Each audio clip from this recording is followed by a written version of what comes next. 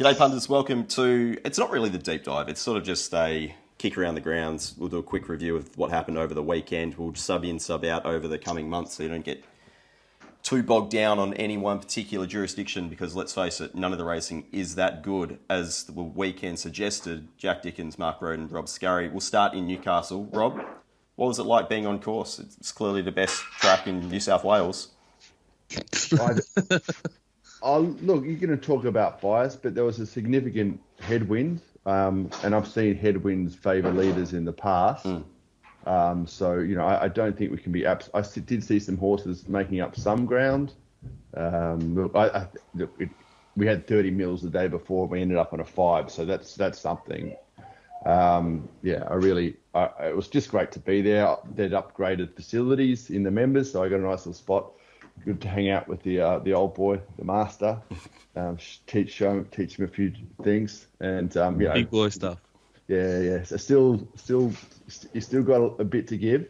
I had a few issues with internet, but it's never perfect. The races win and win, Jay. Yeah, exactly right. Mark Rhoden, how did you see the day there at Newcastle? Yeah, the pattern was very on pace, particularly later. Didn't look like it was going to be early, but this has happened before. We touched on it in the previous show. They race a lot at Newcastle compared to most tracks. And for these feature meetings, when the rail goes back in the true, it can be new, fresh, and best ground. And I think that was the case on Saturday. Yeah, very strong wind, up to 60k or something. It's as strong as it gets, but certainly didn't impact the leaders negatively. I think, according to punting form, 5 of the 6 winners were lane 1 at the 600 as well, and I reckon that's... And putting the last winner in lane 2 is being a bit technical as well, because it was leading by a length or two, so I'd consider almost as lane 1 as well. So that It was clearly the place to be. I don't know why that happened on Newcastle Cup Day as well. I think it must be just a fresh ground thing after because the rest of the track got so much traffic. But there are a few good performances there, and Lost and Running to sit 3 wide on a track we're saying was probably inside his very best, and then really just brained them, the 59 kilos.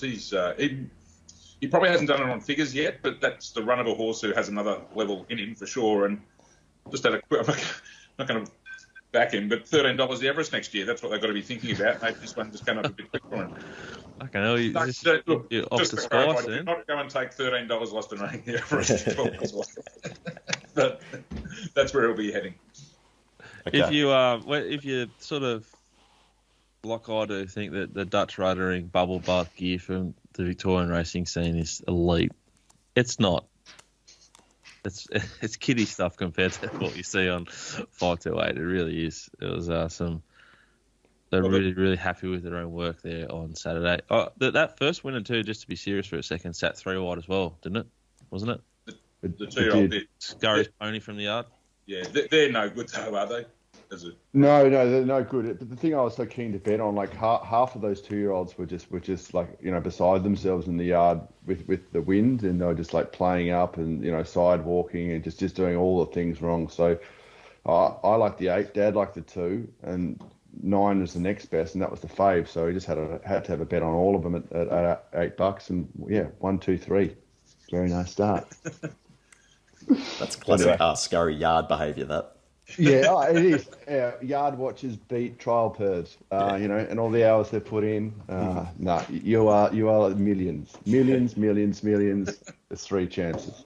But yeah, look, the internet died at that stage, so I didn't quite pay full toll. It could have been a huge start, but anyway, win and win, as I said. Had to go to line up at the van or the terminal or whatever else they've got going, technology-wise. Yeah, well, my old man was like, I got any cash, Dad? He's like, I've got $4, pulls out some silver, before turns into 160 at the terminal. But he's happy. Paid for fish and chips on last night. Anyway. Bloody good. But yeah, I know. Look, it was a bit of, yeah. But I had a really good day. I saw him really well, I thought. And, I talked myself out of Lost and Running. He looked the best I've ever seen it. He usually gets a bit sweaty, does a few things wrong, but it's 310 into 250. It's going to be wide in the run. Yada yada. They all look kind of good. The only one who didn't look kind of good was Wonderbar, who got really sweaty, which is not her usual pattern. Yet she's run one of the best figures of the day. Yeah. Well, certainly last 600 speed or something I've seen. Yeah, just on the market in the Hunter, it reminded me a bit of the invitation betting, where you've got a big field, all going for big prize money, and the late money is they just identified two and they back it. And it was Ice Bath and Triviere in the mares race a few weeks ago. In this stage, there was just nothing except Lost and Running and the Import top ranked. That was all they wanted to back. All the other things that had been, around the $8, $9 mark, like Bandersnatch, and that was expressed out. They said, we're backing the two best horses in the race, and if one wins, we're going to collect. And thus it proved. Nice horse, the Import, the grey. Yeah. A bit fat. I'm not sure where maybe you can go to WA or something for the Winterbottom or something, or maybe a race a bit 14 to 1600 metres. But yeah, it looks a quality type. Yeah, it won't be this year. We've closed the borders to all horses and all humans. What about the half breeds who just get away with legitimate abuse? Seriously, we can do and say whatever we want. It's not going to change a thing, unfortunately. Okay, that's Newcastle. Dicko, you want to mention Cranbourne, sum it up in about 8 words or less? Should not have been on. That's probably the best way to start. Frustrating week for us betting wise in Victoria. Really hard. Didn't lose much though because we didn't bet much. So we only lost 8 units, which is 1 bet. The weather down here, as Mark will attest to, is fucking awful. But worst of all, is very unpredictable. So it's sunny right now, but the rain was hitting the glass door under a 2-metre awning just before. So it's tricky at the moment. I was shocked that Kyneton went ahead on Friday morning. Expected Moonee Valley to get through its work because it always does, even though it's 25 years old. I thought it was on pace. Obviously, Tony and Calvin and Luke Curry didn't when they jumped in front of everyone in the last race there and sneaked back to last on the corner. Utterly brain dead, and it's not a surprise they don't ride winners and train winners in the city in Melbourne. That's why they go to Adelaide to do that, or they ride in the provincials. That was a frustrating experience. I thought we made some poor decisions betting wise Friday night. Mainly, we didn't do any. We had 2 bets on Saturday, but Friday night, just backing. Mark could get this. We're going back to the big jockeys have left. Ollie's on a holiday. Jay McNair's gone. Do you start to pivot back towards trusting apprentices more? And I did on Friday night, and I'm not going to mention her name because I don't want to belittle her, but she sat and waited. She was leading till they've all leveled up to her on the home corner. But she's just trying to save the horse, you know what I mean? But yeah, it was a bad bet. I shouldn't have trusted her yet, and just finding that balance between this looks like a bet to me, and I'm happy with this rider on this horse, which I steered right away from through spring. It's really tricky. I feel you, mate. I had that. I've got a bias against Andrew Atkins, and he rode a winner like a champion, pinged it to the front, called Norwegian Bliss. It was a clear standout in the yard, but in my head I'm like, Atkins, $4. What am I doing? So instead of it being a big win for me, it was a chop out race. And I hope you weren't referring to my girl A. Kelly. How's she going down there? Oh, she's all right. She's going. I'm not bagging her. Look, in a case like A. Atkins, if you look at his raw stats over the last 3 months or so, and you can make a really strong case not to back him on a $4 chance because he just doesn't ride that many winners. But against that, and this goes for any jockey, when they're riding a natural on pacer and there's not any real trick to it, I think the stats probably are less important. In a case which is what I did on Friday night. But she just sat and wait. Yeah, they're still going to make mistakes. It just didn't win. It doesn't necessarily mean that's a bad bet. The only thing I'd say, without knowing the full details, is if she was replacing a good jockey on it. In this case.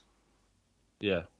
So if it's a negative jockey change, if she'd been riding it already, you wouldn't worry, I suppose. Yeah, I try and look at a rider, each rider for each setup. I think the stats aren't necessarily everything with a rider at the moment, especially in Victoria. But anyway, learned a few lessons Friday night. I was shocked that they went ahead on Saturday. I'm not far from Cranbourne, about 25 minutes, and it was pissing rain here. The skeptic in me that I'm not near the Curlio sort of Scurry, conspiracy theory sort of levels. But I was thinking they just put the first race on to get the the money. The on-course money through the tills, and then, sorry guys, just have to watch the big meeting from Newcastle from your tents because we're calling them off here because it's too dangerous. But they didn't, and they kept racing. There was horses, like we had two bets. One was Buffalo River, one was the next winner. But Buffalo River was maybe 2 from 3 on heavy tracks and travelled into the turn like I thought we were big chance, and it lost by about 12 to 15 lengths, top of my head. Like, it was bottomless. And an enormous result to steal a tiny win, really. Because I hate betting there as a rule. It's too early probably to ask this because we've only had a sample size of 1 year, but did they need to remove the Sandown card? I think a lot of people, certainly, me as a neutral from interstate, used to love that card because you sort of got a few little angles there, and it was always an interesting meeting. And now here it is gone, and you've got Cranbourne. It just feels like a real loss of momentum for me. I think, without caring enough to really have an opinion, you're asking, so I'll give you one. I love that Sandown meeting. I don't think it's probably the best move, but Racing Victoria and whoever makes these decisions has made a lot of great decisions. Like, when they put up prices in Victoria on a Wednesday, they have to let me bet. They can put on all the prize money they want in Sydney. Mark can't bet, and you can't bet. I can't bet your stuff with certain bookmakers, Peter, ever. Yeah. Like, I support them and admire them having the courage to make decisions, I guess, and they do lots of great things at the same time. And we're all going to make mistakes, aren't we? But yep. You can't judge a meeting because it's just like biblical amounts of rain. Well, that's it. All things being equal, it probably wouldn't have started in the first place. All right, let's quickly summarise Ascot. Track played perfect. It was a good 3. Which, as is often the case, as soon as you get into good 3 territory, it was probably a fast 2, to be honest. I think it was Will Chino went within 0.58 of the second of knocking off Danny Bowe's record that's been there since I first started going to the races. So it's a pretty decent, quick track, but a few people were unhappy with that. But that's often the way, isn't it? Fast track, and some horses handle it, some horses don't, just like they do with wet tracks. But anyway, the features are basically all over here, because I can't see anything beating Elite Street unless he doesn't turn up for the winter bottom. Kiss on All Four Cheeks is probably the only logical danger to Western Empire this Saturday on the railway. What does that name mean? What are the other 2 cheeks? Kiss on All Four Cheeks. Yeah. You got the butt cheeks. What are the other cheeks? The actual cheeks. Yeah. That's good problem solving. I think you just... Is that a thing, is it? Is that a thing, is it? You go... That's odd. Perth. I think it's possibly in reference to some of the Europeans, how they greet each other. 1, 2, 3, 4. I was thinking butt cheeks. Yeah. Odd you brought it up. Yeah. Anyway, there's really not much to talk about because I think the most interesting races at the moment are the non-headline affairs. The Kingston Town Classic will probably be the one to just round out the Group 1s. We saw Search and Rocks win a really slow race there. The champion fillies had a better run in transit, outstanding ride by Kira Yule to get the horse home, and I think that's possibly a smoky for the Kingston Town. It's certainly one of the better 3-year-old types over here at the moment. It just presumes a little bit more squarer, but keeps going well. I think they'll be thereabouts in the Guineas depending on where it draws later today. But really, it's just Perth at the moment. It's just week in, week out. It's a lot of the same stuff. Depends on how the track plays and how they map. What's the week ahead look like, boys? We're up to Kembla on Saturday. Oh, we've got Wyong tomorrow. Rose Hill, the Rose Hill Wednesday meeting. It's always interesting when they have a Wednesday at Rose Hill. Happens about twice a year. Somewhere on Thursday, and the Gong on Saturday at Kembla. Canterbury Friday night? No, not this week. I'm sure you agree. It's been happening about 2 or 3 years now when the bloke from the committee at Kembla comes out with the actual gong and hits it as they're going onto the track. It is spine-tingling. You will, if you don't have goosebumps after he hits that gong, you don't have blood running through your veins. It's one of the most exciting things you'll see in sport. By that time, the locals have a lot of other stuff run through their veins.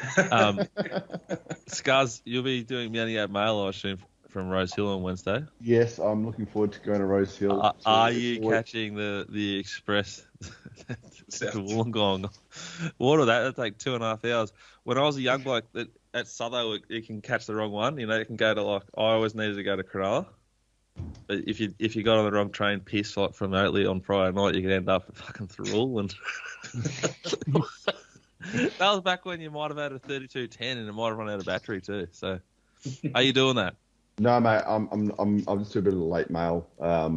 I'll talk to Mark on Thursday, and hopefully I'll have enough notes from races that over the last month that I've been attending that I'll be able to find a bet or two. But yeah, I'm not going to Wollongong for a race meet, and I'm not going to Hawkesbury, so you can pretty much, I won't be doing those. But Rose Hill, definitely, Randwick, always, and yeah, Warwick Farm, no problems. But yeah, looking forward to get beautiful weather this week. It should be good at Rose Hill on Wednesday. We've got 2 metro meetings in Victoria. We've got Sandown on Wednesday, Valley Friday night, and then, God help us all, if you think Cranbourne shouldn't have a Saturday meeting, Ballarat's on this Saturday.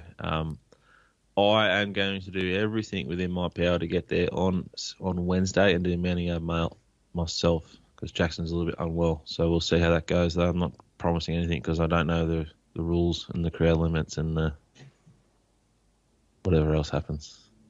Yeah. Very good. And I'm not on course Saturday for Railway Stakes Day because 2 of my best mates are getting married. So. Well, we're going through the social diary. I'm not doing race by race on Saturday either because it's my wife's birthday, and we're going away for Saturday Arvo night. Ooh. So. A little Casanova, well done. Good on you. Yeah.